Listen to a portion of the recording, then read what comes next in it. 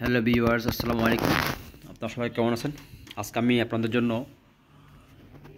একজন প্রতিবন্ধী সন্তানের পিতার আয়ের আয়কর নির্ধারণের জন্য বা আয়কর নির্ধারণের সময় তার আয়ের করমুক্ত সীমা কত হবে। আমরা সাধারণত জানি যে স্বাভাবিক ব্যক্তির করদাতার আয়কর সীমা হচ্ছে 3,50,000 টাকা।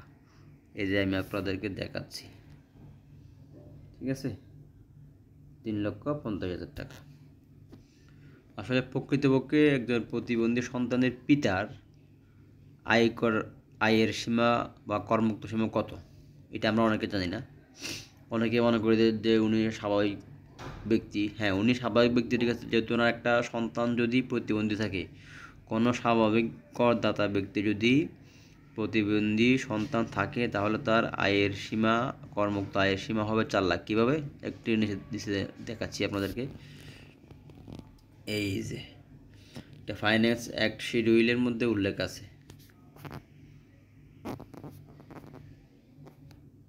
এই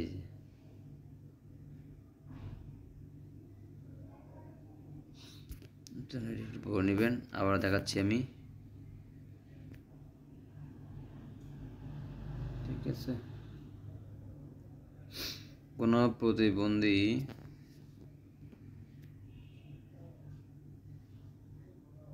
এই যে এটা পড়বেন, এটা একটু মনোযোগ দিয়ে পড়েন। কোনো প্রতিবন্ধী ব্যক্তির পিতামাতা বা আইনানুগ অভিভাবকের প্রত্যেক সন্তান পোষার জন্য করমুক্ত আয়ের সীমা 50,000 টাকা অধিক হইবে। মানে যা আছে, যতটুকু দেওয়া আছে লোয়েস্ট সীমা 3,50,000, তার চেয়ে আরও 50,000 টাকা বাদ দিয়ে হবে, ঠিক আছে।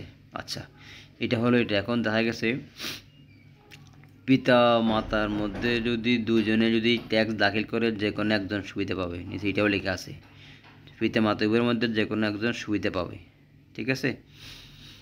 এই ক্ষেত্রে মহিলাদের ক্ষেত্রে হচ্ছে কত, করমুক্ত আয়ের সীমা 4 লাখ। যদি মহিলা হয় তখন হবে 4,50,000, ঠিক আছে। আপনারা এই জিনিসগুলো খুব সেন্সিটিভ এবং ক্রিটিক্যাল এবং ব্যতিক্রম ধর্মী, খুব সূক্ষ্ম বিষয়। আপনারা এগুলো মনোযোগ দিয়ে পড়বেন, জানবেন, বুঝবেন। আশা করি বুঝতে পারছেন। আজকে এতটুকু ছিল। যদি আমার ভিডিওটি ভালো লেগে থাকে, আশা করি সবাই লাইক করবেন, লাইক কমেন্ট শেয়ার করে অন্যদেরকে জানার সুযোগ করে দিবেন। খুবই গুরুত্বপূর্ণ ভিডিও, ইন্টারেস্টিং। সবাইকে ধন্যবাদ।